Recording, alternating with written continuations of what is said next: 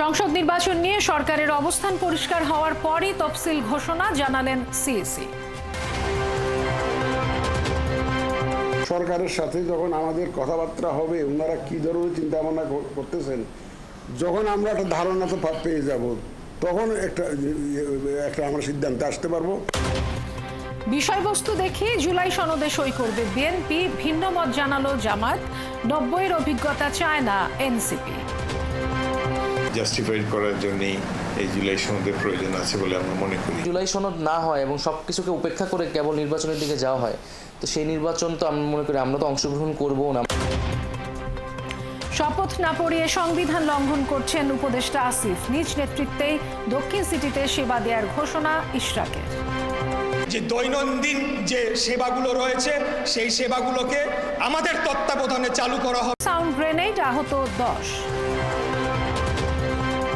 আমরা মেধাবী, আমরা একটা দাবি, আমরা একটা বারের জন্য সুযোগ চাই। কেন দিবেন না আমাদেরকে বিশেষ গণবিজ্ঞপ্তি? আমরাও আহত হব, আমরা আমরণ অনশনে যাচ্ছি। ইসরায়েল হামলা বন্ধ করলে থেমে যাবে ইরান, জানালেন দেশটির পররাষ্ট্রমন্ত্রী। আমেরিকানদের সমর্থন চাইলেন নেতানিয়াহু।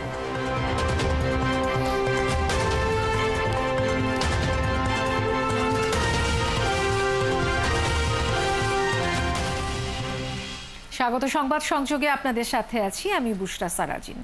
শুনছিলেন প্রধান শিরোনামগুলো, এবারে পুরো খবর। লন্ডন বৈঠকের পর ফেব্রুয়ারিতে জাতীয় নির্বাচন অনুষ্ঠানের বিষয়টি কমিশনের কাছে স্পষ্ট নয় বলে মন্তব্য করেছেন প্রধান নির্বাচন কমিশনার। রোববার নির্বাচন ভবনে তিনি বলেন, এ নিয়ে সরকারের অবস্থান পরিষ্কার হওয়ার পরই ত্রয়োদশ সংসদ নির্বাচনের তফসিল ঘোষণা করা হবে। প্রয়োজনে সরকারের সাথে কমিশন আলোচনায় বসবে বলেও জানান সিইসি। ফারজানা আক্তারের প্রতিবেদন। লন্ডনে অধ্যাপক ইউনূস ও তারেক রহমানের বৈঠকের পর দেয়া যৌথ বিবৃতিতে সব প্রস্তুতি শেষ হলে ফেব্রুয়ারির প্রথমার্ধে নির্বাচন হওয়ার কথা বলা হয়েছে। এ নিয়ে ঈদের পর প্রথম কর্মদিবসে প্রধান নির্বাচন কমিশনারের দৃষ্টি আকর্ষণ করা হয়। সিইসি জানান, বিষয়টি তার কাছে পরিষ্কার নয়। তিনি বলেন, লন্ডনের ঘোষণার ভেতরের আলাপ জানে না কমিশন, আর শিগগিরই ইসি ভোটের তারিখ ঘোষণা করবে বলে নিরাপত্তা উপদেষ্টার আশাবাদকে সিদ্ধান্ত হিসেবে দেখতে চায় না কমিশন। গতকাল বা পরশুদিনের যে ঘোষণাটা লন্ডনে বসে হয়েছে, এটা আপনারা যেটুকু জানেন, আমি এর বাইরে বেশি কিছু আমি জানি না। আমি ভিতরের কি আলাপ হয়েছে, শুধু ওই জয়েন্ট একটা স্টেটমেন্টের মতো দিয়েছে, এটা তো আনসাইন্ড। আমার কাছে যেটা আসছে আনসাইন্ড, একটা কপি আমি পেয়েছি আনসাইন্ড। এইটুকুই বা কতটুকু জেনুইন তাও তো জানি না।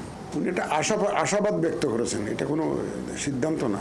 সরকারের অবস্থান পরিষ্কারভাবে জানার পর রেওয়াজ অনুযায়ী ত্রয়োদশ জাতীয় সংসদ নির্বাচনের তফসিল ঘোষণা করা হবে বলে জানান প্রধান নির্বাচন কমিশনার। তিনি বলেন, নির্বাচন যে সময় হোক তা সম্পন্ন করতে প্রস্তুত রয়েছে নির্বাচন কমিশন।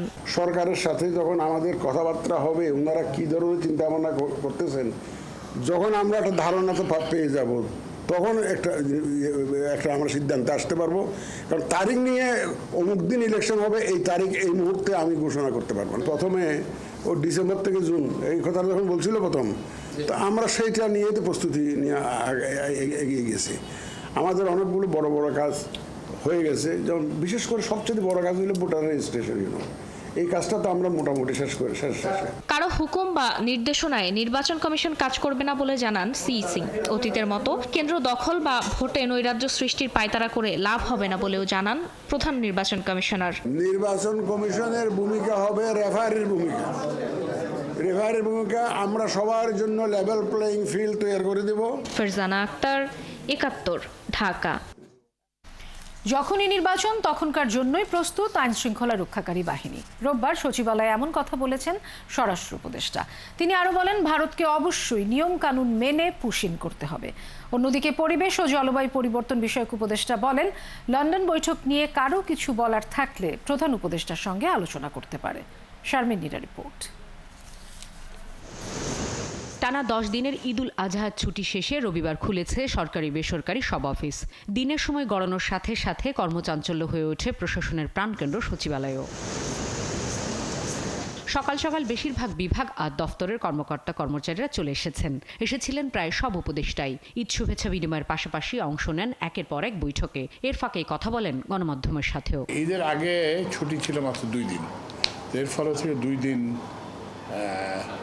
প্রেশার, 2 দিনে একটা প্রেশার বিল্ড আপ হয়। আর হচ্ছে যে আমাদের এখানে ওই যে ফিটনেসবিহীন গাড়ি অনেক আছে, তো এগুলো অনেকগুলো বিকল হয়ে রাস্তা বন্ধ করে দেয়। তো এইটা আমি বলবো না যে একদম ওই যে রমজানের মতো নির্বিঘ্ন হয়েছে, বাট ওভারঅল এটা আর কি যে ঠিক ছিল। আইন শৃঙ্খলা সংক্রান্ত কোর কমিটির বৈঠকের পর স্বরাষ্ট্র উপদেষ্টা বলেন, নির্বাচনের জন্য প্রস্তুত আইন শৃঙ্খলা রক্ষাকারী বাহিনী। কথা বলেন ভারতের পুশির নিয়েও। নদীর উপরে ফেলায় দেওয়া, একটা লেকের উপরে ফেলায় যাওয়া, এটা কিন্তু কোনো সভ্য দেশের কিন্তু হওয়া উচিত না। তো এইটা এই জন্য আমরা অনুরোধ করছি, আমাদের যদি নাগরিক থাকে আমরা তোমরা প্রপার চ্যানেলে পাঠাও, আমরা নিয়ে নিই। নির্বাচনের ডেটটা তো ফিক্স করবে ইনফ্যাক্ট নির্বাচন কমিশন, ওনারা যেই সময় ফিক্স করবে আমরা মনে হয় আমাদের আইন শৃঙ্খলা বাহিনী ওই সময় তারা প্রস্তুত। আর পরিবেশ বিষয়ক উপদেষ্টার কাছে প্রশ্ন ছিল সাম্প্রতিক রাজনীতি নিয়ে। জবাবে বলেন, লন্ডনের বৈঠকের পর পরিস্থিতি এখন বেশ স্বস্তিকর। আসলে তেমন কিছু ছিল বলে তো মনে করি না। হ্যাঁ, প্রসেসটা এমন, আপনি রাজনীতি বলেন, নির্বাচনী বলেন, গণতন্ত্রই বলেন আর সংস্কারই বলেন, প্রত্যেকটাই ডায়ালগের মাধ্যমে আগাতে হবে। আমি সেই জন্য ডায়ালগটা হচ্ছে এটাকে একটা সুসংবাদ মনে করি। এবছর 91 লাখের উপর কোরবানি হয়েছে এবং দেশের বাইরে থেকে কোনো পশু আসেনি বলে জানিয়েছেন মৎস্য ও প্রাণী সম্পদ উপদেষ্টা। মূলত দুই রকম কোরবানি হতো আগে, একটা রাজনৈতিক কোরবানি, একটা হলো শোয়িং অফ কোরবানি, মানে আমার এত টাকা আছে আমি তো দেখালাম যে কত দিতে পারি। তো ওই শোয়িং অফ ছিল, এবার ধর্ম পালন হয়েছে আসলে। শারমিন নীরা, 71, ঢাকা।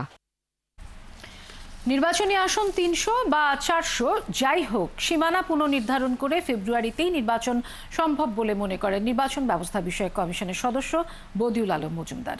বিদ্যমান অবস্থায় ভারসাম্যপূর্ণ পরিবর্তন করেই নির্বাচনে যাওয়া উচিত বলে মনে করেন তিনি। তবে এই স্বল্প সময়ের মধ্যে সবকিছু পরিবর্তন করতে গেলে সেটি ঝামেলাপূর্ণ হবে বলে মনে করেন বিশিষ্ট অর্থনীতিবিদ ডক্টর দেবপ্রিয় ভট্টাচার্য। আরও জানাচ্ছেন নয়নাদিত্য। নির্বাচন ব্যবস্থা সংস্কার কমিশন ত্রয়োদশ সংসদ নির্বাচনে 30% নারী প্রতিনিধিত্বের সুপারিশ করেছে। পরবর্তী দুটি নির্বাচনে এই প্রতিনিধিত্ব পর্যায়ক্রমে 40% ও 50% করার সুপারিশ করা হয়েছে। আবার 300টি সংরক্ষিত আসনে নারীদের সরাসরি নির্বাচনের সুপারিশ করেছে নারী কমিশন। বিশেষ করে এমন অবস্থায় নারীর ক্ষমতায়নে সংসদে সরাসরি ভোটে নারী প্রতিনিধিত্ব নির্বাচন শীর্ষক এই আলোচনায় উঠে আসে নানা মত। দলীয় অবস্থান ঠিক না থাকলে সংরক্ষিত নারী আসনের নির্বাচিতরা হীনমন্যতায় ভোগেন। তাই প্রত্যক্ষ ও সার্বজনীন ভোটের মাধ্যমে তাদের নির্বাচিত করার কথা বলেন সিপিডির distinguish fellow doctor Debapriya Bhattacharya. নারীদের আপনি যতজনকেই দেন না কেন, তাদের অবশ্যই প্রত্যক্ষ ভোটে নির্বাচিত হতে হবে। যা আছে আমাদের সেটার উপরে ভিত্তি করে গড়া উচিত। একদম সম্পূর্ণভাবে নতুনভাবে কিছু করতে যাওয়া এইরকম একটা উত্তরণকালীন সময়ের ভিতরে কষ্টকর হবে বলে আমার কাছে মনে হয়। নারীরা প্রত্যক্ষ ভোটে নির্বাচন করবে সবার আগে, এই ঐক্যমত চাইলেন এনসিপির যুগ্ম আহ্বায়ক তাজনুবা জাবিন। বলেন, রাজনীতির মাঠে নারীর পদায়নকে অলংকারিক হিসেবে বিবেচনা করার মনোভাব থেকে বেরিয়ে আসতে হবে। সরাসরি ভোট হবে বা প্রত্যক্ষ ভোট হবে, এটাতেই কিন্তু আমরা এখনো একমত না। সো এটাতেই হচ্ছে আমার মনে হয় যে আমাদের প্রত্যেকটা মানুষের আগে, প্রত্যেকটা রাজনৈতিক দল, প্রত্যেকটা পক্ষ, প্রত্যেকটা নাগরিকের আগে আমাদের এক পেজে আসতে হবে, এরপর আমরা পদ্ধতিটা যাব। নারী কমিশনের সুপারিশ অনুযায়ী একই আসনে দুই নেতৃত্বের প্রসঙ্গ টেনে কেন্দ্রীয় বিএনপির সাংগঠনিক সম্পাদক শামা ওবায়েদ বলেন, দ্বৈত নেতৃত্ব নির্বাচনে জটিলতা বাড়াবে। এই যে দ্বৈত প্রতিনিধিত্ব একটা আসছে, এটা actually problematic. It is not possible, it is not practical. এটা যে কোনো একটা নির্বাচনী এলাকায় গন্ডগোল আরো বাড়াবে। এক প্রশ্নের জবাবে নির্বাচন ব্যবস্থা সংস্কার কমিশনের প্রধান বদিউল আলম মজুমদার বলেন, 300 বা 400 আসন যাই হোক না কেন, সীমানা পুনর্নির্ধারণ করে ফেব্রুয়ারিতেই নির্বাচন সম্ভব। 300 আসনে করেন আর 400 আসনে করেন, ডিলিমিটেশন করতে হবে এবং এটার জন্য সময় লাগবে, অবশ্যই কয়েক মাস সময় লাগবে। হ্যাঁ, হতে পারে 4-5-6 মাস লাগবে, অবশ্যই হতে পারে। যদি এগ্রিমেন্ট হয় তাহলে হতে পারে। হ্যাঁ, ফেব্রুয়ারিতে হতে পারে। এটা ডিলিমিটেশন করতেই হবে। তৃণমূল থেকে নারী নেতৃত্ব তুলে আনতে রাজনৈতিক দলগুলোকে এগিয়ে আসার কথাও বলেন বক্তারা। নয়ন আদিত্য, 71, ঢাকা। এখন থেকে ইশরাক হোসেনের নেতৃত্বেই দৈনন্দিন সেবা পাবেন ঢাকা দক্ষিণ সিটির নগরবাসী। অন্য কর্মকর্তারা অফিস করতে পারবেন না বলে জানিয়েছেন বিএনপি নেতা ইশরাক হোসেন। ঈদের বিরতির পর আবারও নগর ভবনে আন্দোলনকারীদের মধ্যে উপস্থিত হয়ে তিনি আরও বলেন, উপদেষ্টা আসিফ মাহমুদ তার নিজের শপথ ভঙ্গ করেছেন, লঙ্ঘন করেছেন সংবিধান, ফলে বিচার ব্যবস্থাও প্রশ্নবিদ্ধ করেছেন বলে অভিযোগ জানান ইশরাক হোসেন। বিস্তারিত জানাচ্ছেন নিবিড় সাহা। 12 দিন পর আবারও আন্দোলন শুরু, স্লোগানে উত্তাল নগর ভবন।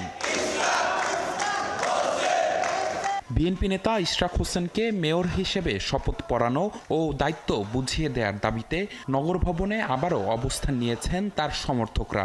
দেশের সর্বোচ্চ আদালতের রায়ের পরও ইশরাককে দায়িত্ব বুঝিয়ে না দেওয়া বিচার ব্যবস্থা ও সংবিধান লঙ্ঘনের মতো অপরাধ বলে মনে করেন তারা। আগামীতে যে নির্বাচন হবে সেই নির্বাচন আমরা আশঙ্কা করি যে সেটাও নির্বাচিত প্রতিনিধিদের আইনের দ্বারা যারা বিজয় হবে তাদেরও স্বীকৃতি দেওয়া হবে না। এরকম হয় তাহলে ওনারা কোর্টে আপিল করুক, আপিল করে ওনাদের জিনিসটা জানুক, ওনারা রায়কে দেউক। ওই ধরনের একটা পরিবেশ চলে আসে তাহলে আমরা হার্ডল্যান্ডে যাব। সকাল 11টার পর ঢাকা দক্ষিণ সিটির প্রধান কার্যালয় নগর ভবনে আসেন ইশরাক হোসেন। বলেন, শপথ পাঠ করানো এখন সরকারের সাংবিধানিক দায়িত্ব। শপথ বাধাগ্রস্ত করার মাধ্যমে অবৈধ মেয়র তাপস ও অবৈধ ফলকে বৈধতা দিচ্ছে বর্তমান সরকার, এমনটাই অভিযোগ করেন বিএনপির এই তরুণ নেতা। সরকারকে বলবো, এখানে আপনারা যদি মনে করে থাকেন যে দেখি না কি হয়, ওরা কয়দিন করে এমনি এমনি আন্দোলন থেমে যাবে, তাহলে আপনারা বোকার স্বর্গে বাস করছেন, অত্যন্ত ভুল জায়গায় আপনারা রয়েছেন। আমি আবারও আপনাদেরকে বিনীতভাবে অনুরোধ জানাবো যে নগরবাসীর দুর্ভোগের কথা চিন্তা করে হলেও আপনারা দ্রুততম সময়ে এটা সুরাহা করেন। ইশরাক জানান, আন্দোলন থেকে সরে আসার আর কোনো পথ খোলা নেই।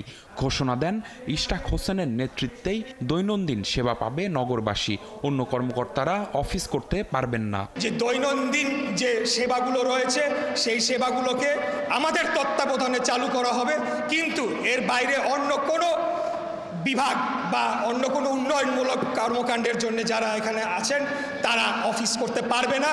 এবং আমরাও প্রধান ফটকের তালা, এটা একটা প্রতীক, এই তালাটা আমরা খুলতে পারছি না। চলমান সংকট সমাধানে প্রধান উপদেষ্টার হস্তক্ষেপ কামনা করেন ইঞ্জিনিয়ার ইশরাক হোসেন।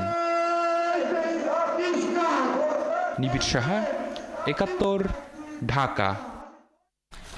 এনটিআরসিতে নিবন্ধিত হবার পরেও নিয়োগ বঞ্চিত শিক্ষকদের সচিবালয় অভিমুখে লং মার্চে সাউন্ড গ্রেনেড ছুঁড়েছে পুলিশ।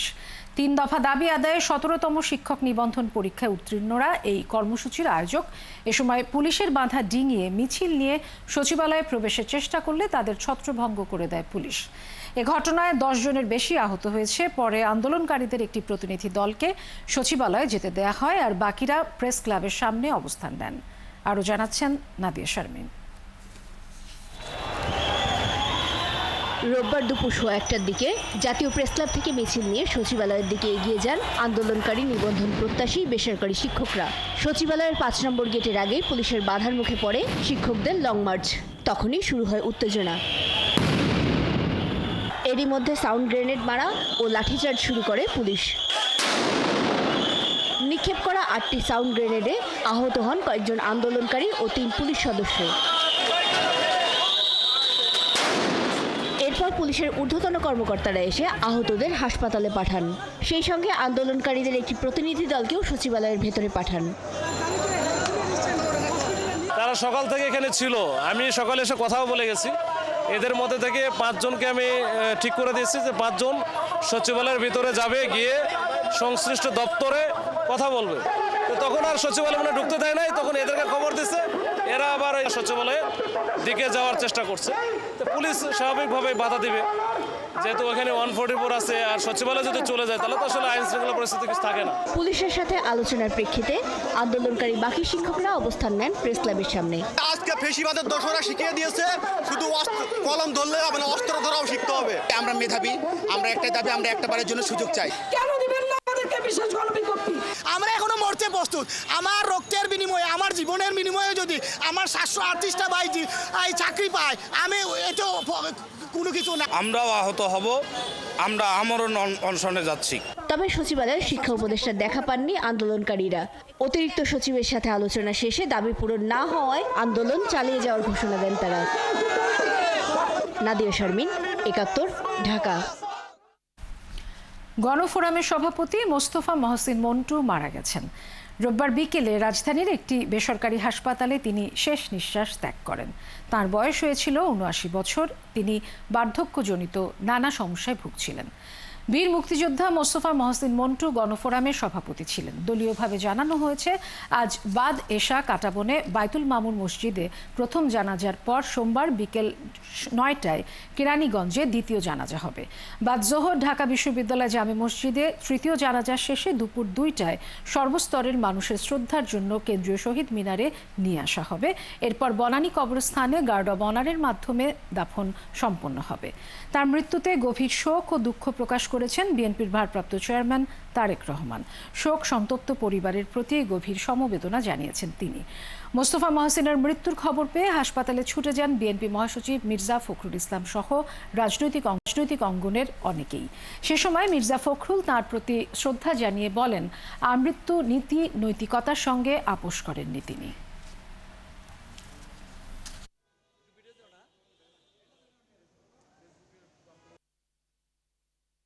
গণফোরামের সভাপতি হিসেবেই তার পরিচয় নয়, তার মূল পরিচয় হচ্ছে সে একজন সত্যিকার অর্থেই একজন মুক্তিযোদ্ধা, কিংবদন্তির মুক্তিযোদ্ধা।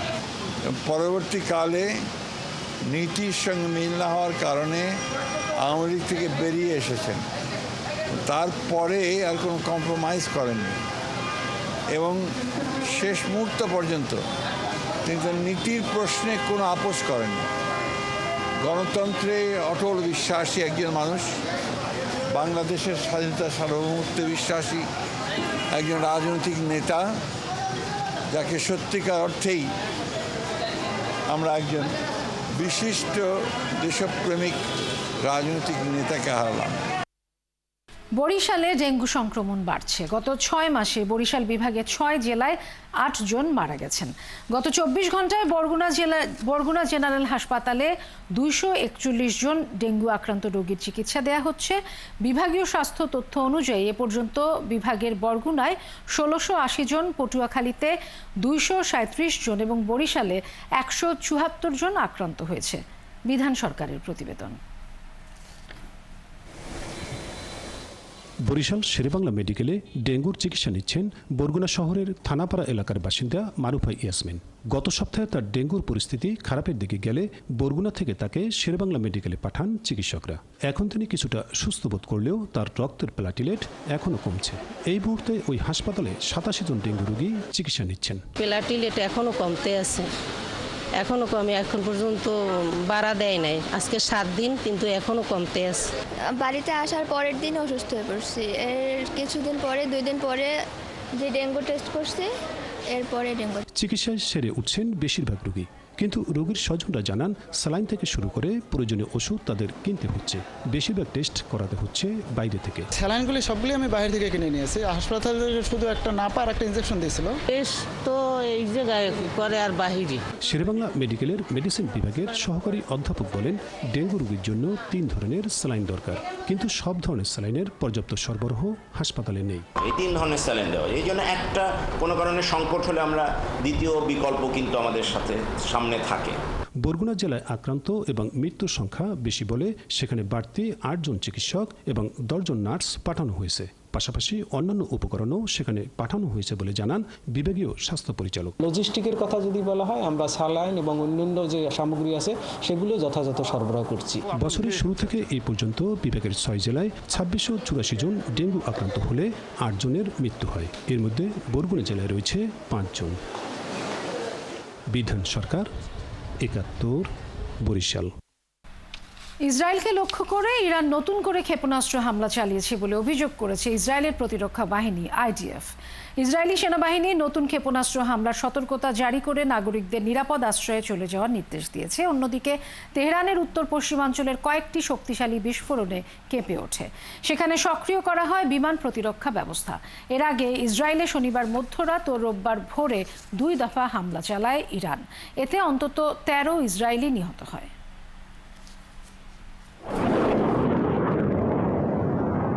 ইরান ইসরায়েল সংঘাত এক নজিরবিহীন মাত্রায় পৌঁছেছে। বেড়েই চলেছে পাল্টাপাল্টি হামলা আর উত্তেজনা। রবিবার তেহরানের বিভিন্ন এলাকায় নতুন করে বিস্ফোরণের শব্দে কেঁপে ওঠে।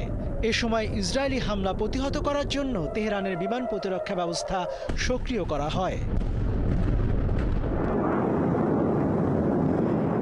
এর কিছু পরই ইসরায়েলের নতুন করে ব্যালিস্টিক ক্ষেপণাস্ত্র হামলা শুরু করে ইরান। ইসরায়েলি সেনাবাহিনী IDF জানিয়েছে তারা আকাশ প্রতিরক্ষা ব্যবস্থা সক্রিয় করেছে এবং ক্ষেপণাস্ত্রগুলো প্রতিহত করার চেষ্টা করছে। ইসরায়েলি সেনাবাহিনী এক বিবৃতিতে জানিয়েছে যেসব এলাকায় সাইরেন বাজছে সেখানে বেসামরিক নাগরিকদের বোমা আশ্রয় কেন্দ্রে আশ্রয় নেওয়ার পরামর্শ দেওয়া হচ্ছে এবং পরবর্তী নির্দেশ না দেওয়া পর্যন্ত সেখানে থাকার অনুরোধ করা হয়েছে। এদিকে ইরানের রাষ্ট্রীয় সংবাদ মাধ্যম জানিয়েছে দেশটির বিভিন্ন অঞ্চল থেকে একযোগে ইসরায়েল লক্ষ্য করে ব্যালিস্টিক ক্ষেপণাস্ত্র ছোড়া হয়েছে।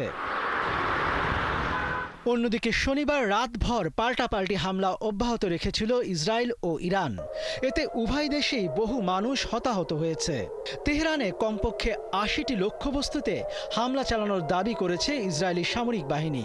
যেসব লক্ষ্যবস্তুতে হামলা চালানো হয়েছে সেগুলোর মধ্যে ইরানের প্রতিরক্ষা মন্ত্রণালয়ের সদর দপ্তর, সামরিক বাহিনীর গবেষণা ও উন্নয়ন ইউনিট ছাড়াও ইরানের পারমাণবিক স্থাপনা রয়েছে বলে দাবি করেছে IDF। এমন হামলা আরও বাড়লে হরমুজ প্রণালী বন্ধ করে দিতে পারে ইরান। যুক্তরাষ্ট্রের গবেষণা প্রতিষ্ঠান সেন্টার ফর ইন্টারন্যাশনাল পলিসি বলছে পরিস্থিতির উন্নতি না হলে ইরান হরমুজ প্রণালী বন্ধ করে দিতে পারে এবং এটাই হতে পারে তেহরানের চূড়ান্ত প্রতিক্রিয়া। অন্যদিকে হরমুজ প্রণালী বন্ধের বিষয়টি বিবেচনায় রয়েছে বলে ইতিমধ্যে জানিয়ে দিয়েছে ইরান। মনিরুজ্জামান বাবু, ৭১। আগামীকাল সোমবার থেকে সারা দেশে মাঝারি থেকে ভারী বৃষ্টিপাতের সম্ভাবনা রয়েছে বলে জানিয়েছে আবহাওয়া অফিস। আবহাওয়াবিদ ওমর ফারুক জানান এর ফলে সারা দেশের তাপমাত্রা সহনীয় পর্যায়ে আসতে পারে। চলতি মাসের ১৯ তারিখ থেকে সারা দেশে টানা বর্ষণের সম্ভাবনা রয়েছে। বিস্তারিত সুমন মাহমুদের প্রতিবেদনে। গরমের তীব্রতায় পড়ছে রাজধানী ঢাকা।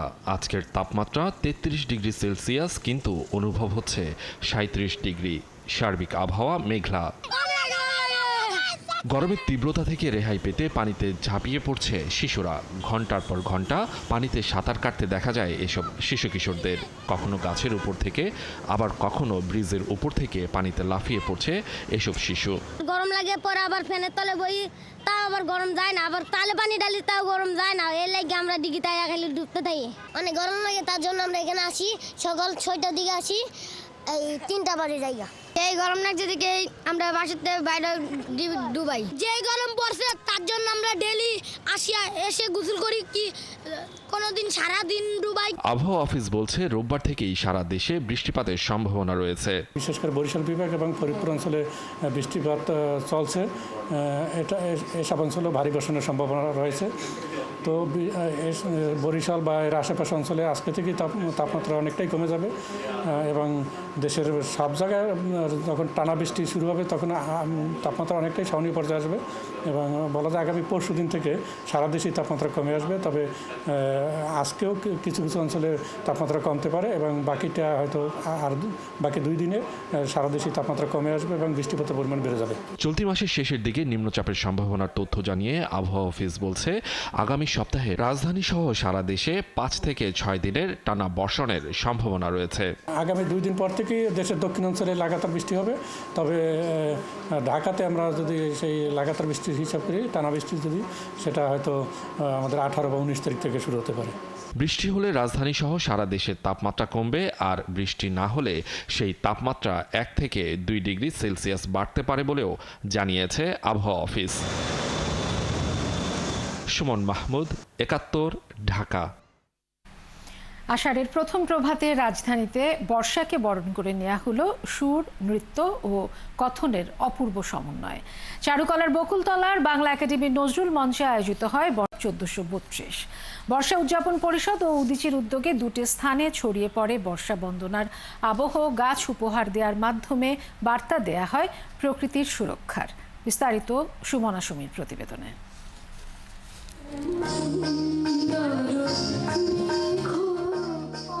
বৈচিত্র্যের এই বাংলায় বর্ষার স্থান আলাদা। কবি কালিদাস থেকে রবীন্দ্রনাথ সবার লেখাতেই আছে বর্ষা নিয়ে বন্দনা। ঋতু উৎসবের যাত্রা শুরু করেছিলেন স্বয়ং রবীন্দ্রনাথ শত বছর আগে।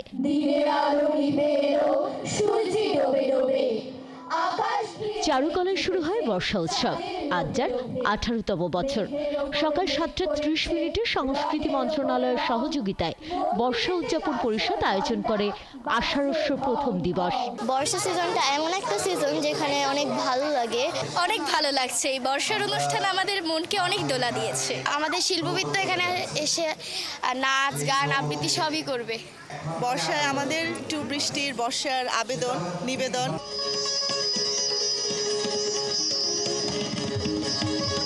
ঢাকা বিশ্ববিদ্যালয়ের চারুকলা অনুষদের বকুলতলায় সেতারের সুরে শুরু হয় বর্ষা বন্দনা।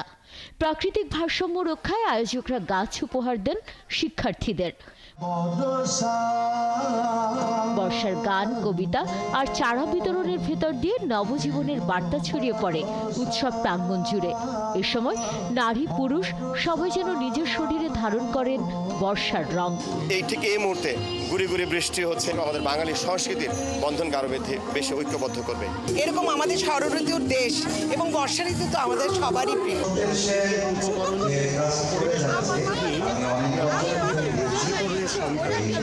আমাদের তো বিরহ আছে, প্রেম আছে, ভক্তি আছে, সব মিলিয়েই আমরা আসলে বর্ষাকে উপভোগ করি। আমরা চাচ্ছি যে এই ধরনের অনুষ্ঠানের মধ্য দিয়ে প্রকৃতি প্রেমী নতুন প্রজন্ম গড়ে তুলতে।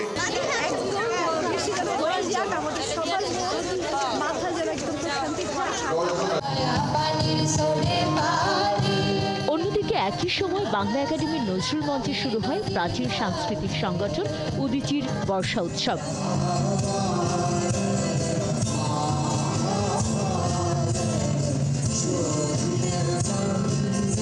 বৃষ্টি যেমন মাটিকে জাগায়, তেমনি এই আয়োজন যেন জাগিয়ে তোলে বাঙালির আত্মিক অনুভব। শুধু সঙ্গীত নয়, উৎসবের অংশ হিসেবে বাংলা একাডেমির আয়োজনে বিতরণ হয় ফলদ ও বনজ চারাও। প্রকৃতির টানে পরিবেশ সচেতনতায় এক অনন্য বার্তা পৌঁছে দেওয়া হয় সাধারণ মানুষের কাছে। দেখো পান্থকুণ্ড জেগে আছে, তাহলে একটি বৃক্ষ, লড়াই হবে তোমার সাথে। আষাঢ়ের প্রথম দিন এভাবেই সুর, রং আর অনুভব মিলিয়ে উদযাপিত হলো বর্ষা উৎসব। গ্রীষ্মের দাবদাহে যখন নগর জীবন অতিষ্ঠ, তখনই শান্তির বার্তা নিয়ে এলো বর্ষা ঋতু। আজ আষাঢ়স্যর প্রথম দিন। এই দিনে উদীচী ও বর্ষা উদযাপন পরিষদ দুটি সংগঠনই আয়োজন করেছে বর্ষা উৎসবে, যেখানে তারা বার্তা দিয়েছে সবুজের বাংলাদেশ গড়ার, সুন্দর সমৃদ্ধির বাংলাদেশ হোক, এই প্রত্যাশা আমাদের সকলে। সুমনা সুমি, ৭১, ঢাকা। চলছে সংবাদ সংযোগ, সরাসরি সংবাদ অনুষ্ঠান দেখতে চোখ রাখুন ৭১-এর ফেসবুক পেজে এবং সাবস্ক্রাইব করুন ৭১-এর ইউটিউব চ্যানেল। ৭১-এর সাথেই থাকুন।